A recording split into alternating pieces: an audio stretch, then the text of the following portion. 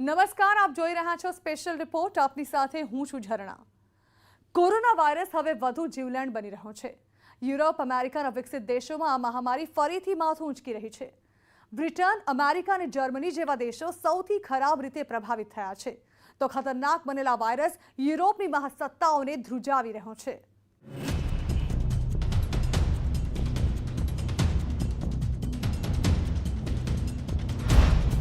Europe, અમેરિકામાં કોરોનાનો you-turn. ફરી કહેર વરસાવી રહ્યો છે કોરોના.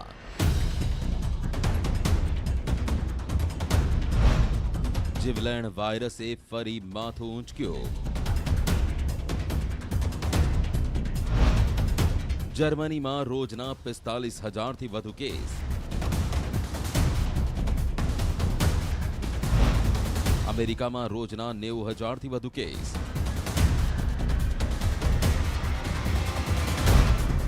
બ્રિટનમાં રોજના 40,000થી વધુ કેસ.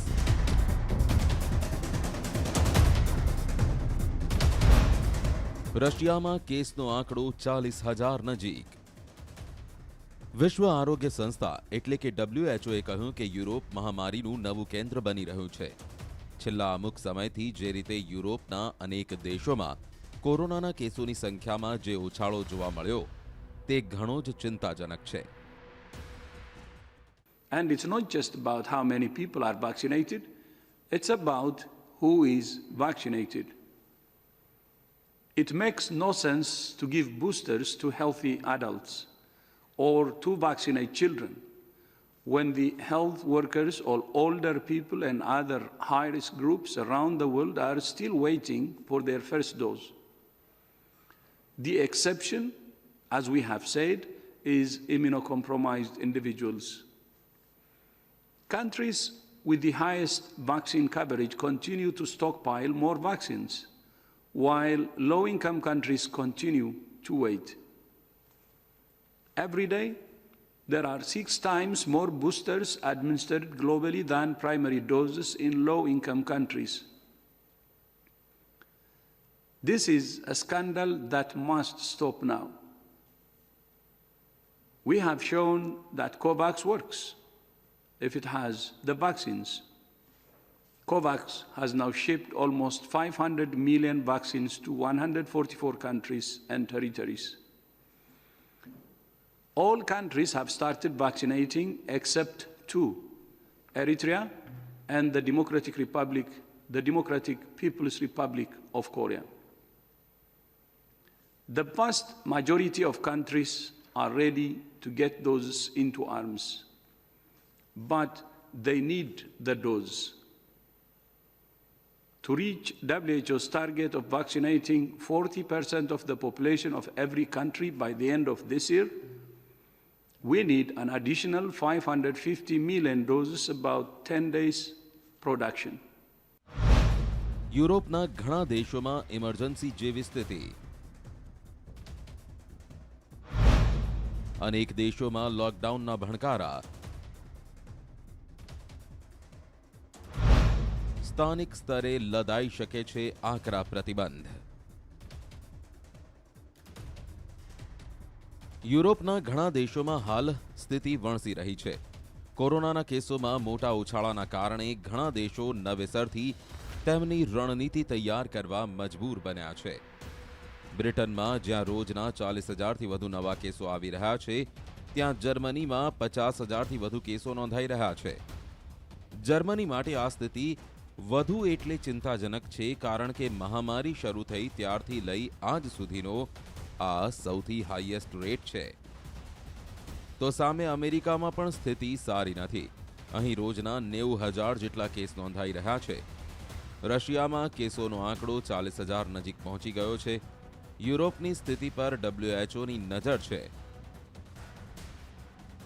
WHOની એપિડેમિયોલોજી એક્સપર્ટ અને કોરોના ટેકનિકલ ટીમની લીડર મેરી વાન કેરખોવે કહ્યું કે છેલ્લા 4 અઠવાડિયામાં યુરોપમાં સ્થિતિ બગડી ગઈ છે. આપણે ક્યાં સુધી એક્શન લેવાની રાહ જોતા રહીશું? We are seeing increases where we shouldn't be. There's been more than 55% increase in cases over the last 4 weeks in Europe. where there's ample supply of vaccines, where there's ample supply of tools. We mention grieving and being angry and being frustrated. What we need to see is that anger, that emotion, turned into action. We need actions that protect ourselves, that protect our loved ones from infection, from the spread.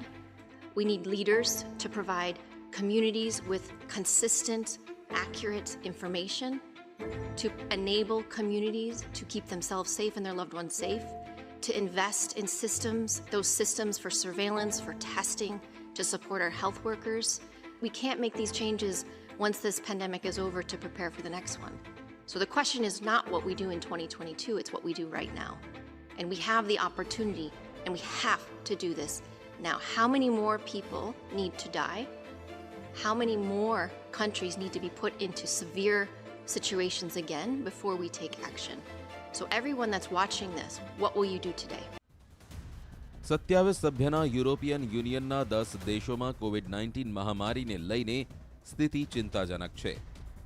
European centre for disease દ્વારા તૈયાર report અનુસાર Belgium, Bulgaria, Croatia, ચેક Republic, Estonia, Greece, Hungary, Netherlands, Poland અને સ્લોવેનિયામાં સ્થિતિ બહુ ખરાબ છે.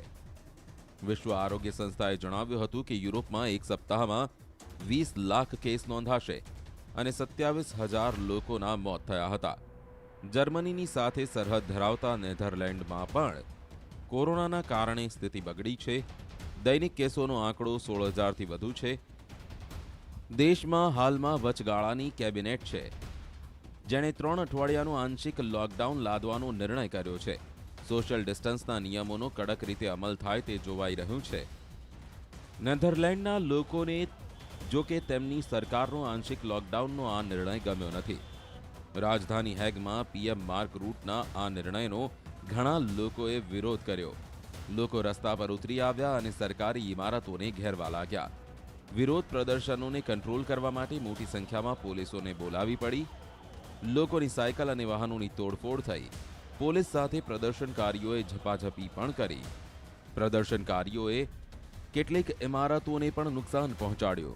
પોલીસને લોકોના વિરોધને કાબૂમાં લેવા માટે વોટર કેનનનો સહારો લેવો પડ્યો, જેના મારા પછી લોકોની ભીડ કંઈક અંશે ઓછી થઈ.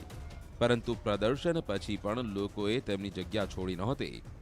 ટકરાવના સ્થળ પર ચારેકોર સાયકલો અને ઇમારતોની તૂટફૂટના દ્રશ્યો જોઈ શકાતા હતા. તેમ છતાં એકમાત્ર યુરોપમાં નેધરલેન્ડ નથી કે જેણે લોકડાઉન લગાવ્યું હોય. ચેક રિપબ્લિક, સ્લોવાકિયા અને રશિયામાં આકરા પ્રતિબંધ લગાવવામાં આવ્યા છે. લાટવિયામાં મધ્ય ઓક્ટોબરમાં 4 મહિના માટે લોકડાઉન લગાવવામાં આવ્યું છે. તો નોર્વેમાં શુક્રવારે સરકારે આકરા પ્રતિબંધો લગાવવાની જાહેરાત કરી છે. તેમજ 18થી ઉપરની ઉંમરના લોકોને રસીનો ત્રીજો ડોઝ લગાવવાની વાત થઈ રહી છે. યુરોપમાં રસીના બૂસ્ટર ડોઝની વકાલત. કોરોનાને હરાવવા વેક્સિનનું ત્રિનેત્ર. ત્રીજા ડોઝ થકી મેળવાશે કોરોના પર જીત. ઘણા દેશોમાં બૂસ્ટર ડોઝ આપવાનું શરૂ કરી દેવાયો. વૃદ્ધોને વહેલા બૂસ્ટર ડોઝ આપવાની તૈયારી. The UK has built in a huge amount of protection thanks to the vaccine rollout and people's amazing willingness to come forward and get jabbed. What I'm saying today is that the urgency of getting that booster jab is more evident than ever. If you can get it, it's a great thing. The levels of protection it gives you are terrific. And so people over 50s that we're now calling forward, they should come and get it. What I'm also saying is that if we don't do it fast enough, we can see the potential risks to the state of the pandemic in what's happening in other parts of Europe. We've got some encouraging numbers in the sense that they've been drifting down for a while, but it's not clear that drift is going to continue. I'm looking at what's happening overseas, and I'm simply saying to the British people who've been absolutely brilliant in getting vaccinated in the past, this is the moment to get your booster. બ્રિટનના PM Boris જોન્સને corona સામે અસરકારક રીતે લડવા માટે વેક્સિનના booster ડોઝની વકાલત કરી. તેમણે કહ્યું કે બૂસ્ટર ડોઝથી લોકોની રોગ પ્રતિકારક ક્ષમતા વધશે અને તેનાથી કોરોનાને કાબૂમાં કરી શકાશે. બ્રિટને અગાઉ પણ કોરોનાથી ખરાબ સ્થિતિનો સામનો કર્યો છે, પરંતુ બૂસ્ટર ડોઝથી આવી સ્થિતિને રોકી શકાય છે. તેમણે રસીનો ડોઝ લીધેલા લોકોની પણ પ્રશંસા કરી. પોતાના ટ્વિટર હેન્ડલ પર તેમણે એક ગ્રાફિક ઇમેજ શેર કરી, જેમાં લખ્યું હતું કે 1,10,00,000 બૂસ્ટર ડોઝ બ્રિટનમાં અપાઈ ચૂક્યા છે. આ ટ્વીટમાં તેમણે લખ્યું કે અમને ખબર છે કે રસીની ઇમ્યુનિટી સમય જતાં ઘટે છે, પરંતુ બૂસ્ટર ડોઝ ઇમ્યુનિટીના લેવલને વધારે છે. આ માટે તેમણે લોકોને બૂસ્ટર ડોઝ લેવાનું આહવાન પણ કર્યું. જો કે વિશ્વ આરોગ્ય સંસ્થાના ડાયરેક્ટર ટ્રેડોસ એધેનમ ગ્રેબિસિયસને આ વાત પસંદ નથી આવી. યુરોપની સ્થિતિને લઈને તેમણે ચિંતા વ્યક્ત કરી હતી. પૂર્વીય અને પશ્ચિમી યુરોપની સ્થિતિને લઈને પણ વાત કરી, પરંતુ તેમણે બૂસ્ટર ડોઝ આપવાની વાતને લઈને જોરદાર વિરોધ નોંધાવ્યો. તેમણે આ આખી વાતને એક સ્કેન્ડલ ગણાવી દીધી. નબળી આર્થિક સ્થિતિ ધરાવતા દેશોને લઈ તેમણે આ વિરોધ નોંધાવ્યો હતો. તેમનું કહેવું હતું કે હાલની સ્થિતિમાં ગરીબ દેશોને રસી આપવા પર ધ્યાન આપવું જોઈએ. Almost 2 million cases of COVID-19 were reported in Europe last week, the most in a single week in that region since the pandemic started. Almost 27,000 deaths were reported from Europe, more than half of all COVID-19 deaths globally last week. COVID-19 is surging in countries with lower vaccination rates in Eastern Europe, but also in countries with some of the world's highest vaccination rates in Western Europe. It's another reminder, as we have said again and again, that vaccines do not replace the need for other precautions. Vaccines reduce the risk of hospitalization, severe disease, and death, but they do not fully prevent transmission. Some European countries are now reintroducing restrictions to curb transmission and take the pressure off their health systems. We continue to recommend the tailored and proportionate use of testing, masks, physical distancing, measures to prevent crowding, improve ventilation, and more. And get vaccinated when it's your turn. Every country must constantly assess its situation and adjust its approach accordingly. With the right mix of measures, it's possible for countries to find the balance between keeping transmission down and keeping their societies and economies open. No country can simply vaccinate its way out of the pandemic. It's not vaccines or. It's vaccines and. આ વર્ષના અંત સુધીમાં વિશ્વ આરોગ્ય સંસ્થાનું લક્ષ્ય દરેક દેશની 40% જનતાને વેક્સિનેટેડ કરવાનું છે, જેના માટે વિશ્વના વિકસિત દેશોનો તે સપોર્ટ ઈચ્છે છે. ગરીબ દેશોને રસી આપવા માટે વિશ્વ આરોગ્ય સંસ્થાએ કોવેક્સ નામનું એક સંગઠન બનાવ્યું છે, જેનું કામ દુનિયાના દરેક જરૂરિયાતમંદ દેશોને રસી પૂરી પાડવાનો છે. જેના માટે જ્યારથી રસી બનાવવાનું શરૂ થયું ત્યારથી કોવેક્સ કામ કરી રહ્યું છે. પોતાના લક્ષ્યને પહોંચી વળવા માટે કોવેક્સે દુનિયાની અગ્રણી વેક્સિન મેન્યુફેક્ચરિંગ કંપનીઓ સાથે સમજૂતી કરી રાખી છે, પરંતુ જે તે કંપનીઓ તેની સમજૂતી પ્રમાણેની રસીનો સપ્લાય કરી શકવામાં નિષ્ફળ નીવડી છે. કારણ કે જે દેશની કંપની હોય ત્યાંની સરકાર દ્વારા સૌથી પહેલા રસી તેમને આપવા માટે મજબૂર કરવામાં આવે છે. પોતપોતાની જનસંખ્યા માટે આવા દેશો રસીનો સ્ટોક કરી લે છે, જેનાથી કોવેક્સને મોકલવા માટે રસીનો પુરવઠો પછી રહેતો નથી. કોરોના રસીની નિયમિત સપ્લાય થઈ શકતી નથી, જેના લીધે કોવેક્સ ગરીબ દેશોને રસી આપી શકતું નથી અને ઘણા દેશોમાં સરકારો માત્ર રાહ જોતી રહી જાય છે. WHOની ભારતીય મૂળની ચીફ સાયન્ટિસ્ટ સૌમ્યા સ્વામીનાથને પણ તેને લઈને ટકોર કરી હતી. Many countries and many people get left behind when there is a global need for a product. So it was set up as an end-to-end mechanism to invest, and we have a portfolio of 11 vaccines in the COVAX portfolio with advance purchase agreements signed with those companies. The issue has been the supplies to COVAX has been slow. It's not been the first priority for companies to supply to COVAX. And this is where we've been urging all countries to that have already vaccinated over 40% of their populations with a primary course to let manufacturers prioritize the supplies to COVAX. We need the visibility, we need the supply chain to keep moving. Countries are waiting for the supplies. And I think we've been highlighting the fact that we have over 100 countries today that have not vaccinated 40% of their population. So still a large number of countries. And we don't think we can get to that target that we have set by the end of the year unless we increase the supplies through COVAX. 500 million doses approximately have moved. We hope to get another 500 million out, but we are ready. COVAX is ready to ship doses. ગરીબ દેશોને વેક્સિનનો પ્રથમ dose આપવો કે વિકસિત દેશોએ પોતાના દેશની વસ્તીને બૂસ્ટર ડોઝ આપવો, આ વાતને લઈને હાલમાં વેક્સિનની આંતરરાષ્ટ્રીય રાજનીતિનું કોકડું ગૂંચવાયેલું છે. WHO જ્યાં એક બાજુ રસીને બધા માટે ઉપલબ્ધ કરાવવા પર ભાર મૂકી રહ્યું છે, ત્યાં બ્રિટન, કેનેડા, અમેરિકા, રશિયા અને જર્મની જેવા દેશો તેમની વસ્તીને ત્રીજા બૂસ્ટર ડોઝ લઈ લેવાની ભલામણ કરી રહ્યા છે. આમ કોરોના મહામારીના આ સમયમાં એક વાયરસની સાથોસાથ જ તેની વેક્સિન પણ આંતરરાષ્ટ્રીય રાજનીતિના અખાડાનું કેન્દ્ર બની ગઈ છે. યુરોપમાં કોરોનાની સ્થિતિ બગડી છે. એવા ઘણા દેશો છે કે જ્યાં મોટાભાગની વસ્તીને રસીના ડોઝ લાગી ચૂક્યા છે. ત્યાં પણ કેસ વધ્યા છે. અને આવા સમયે ભારતની સ્થિતિ શું રહી શકે? આવો જાણીએ કે મેડિકલ નિષ્ણાતો શું માને છે.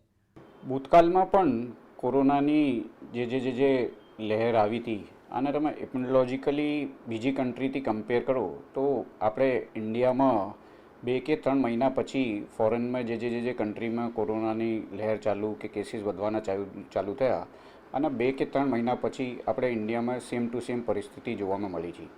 અને આવી રીતની એક સ્ટ્રોંગ પોસિબિલિટી છે કે આપણે ઇન્ડિયામાં પણ આવનારા દિવસોમાં કોરોનાના કેસીસ ફરીથી વધી શકે છે. આના પાછળ 2-3 કારણ છે કે લોકોમાં જે શરૂઆતમાં એ કોરોનાનો ફિયર હતો એ અત્યારે ઓછો જોવામાં મળી રહ્યો છે અને લોકો કોવિડ એપ્રોપ્રિએટ બિહેવિયર એટલે સોશિયલ ડિસ્ટન્સિંગ, માસ્ક અને સેનિટાઈઝરનો બહુ ઓછો ઉપયોગ કરી રહ્યા છે. અને અત્યારે જે દિવાળી ફેસ્ટિવલ્સનો એ સમય હતો આના સમય ઉપર પણ ખાસો કોવિડ એપ્રોપ્રિએટ બિહેવિયરનું ઉલ્લંઘન થયો. તો એવી રીતની સ્ટ્રોંગ પોસિબિલિટી છે કે કદાચ આપણે પણ ફરીથી આવનારા દિવસોમાં એક કોરોનાના કેસીસ ફરીથી વધી શકે છે. જો બૂસ્ટર ડોઝ માટે અત્યારે ભારત સરકારમાં પણ સ્વાસ્થ્ય મંત્રાલયમાં ખાસી મંત્રણા ચાલી રહી છે. પણ મારી પર્સનલ આમાં બાબતમાં 2 રાય છે. એટલો ફર્સ્ટ તો આપણને પ્રાથમિક અને જે લોકોને સેકન્ડ ડોઝ નહીં મળેલી છે આના ઉપર વધારે ફોકસ કરવો જોઈએ અને બહુ એક્ટિવલી અને વિગ્રેસલી આ પ્લાનનો વધારે એક્ટિવલી ઇમ્પ્લિમેન્ટ કરવો જોઈએ અને બધાને સેકન્ડ ડોઝ જે બાકી છે એ આપી જોઈએ.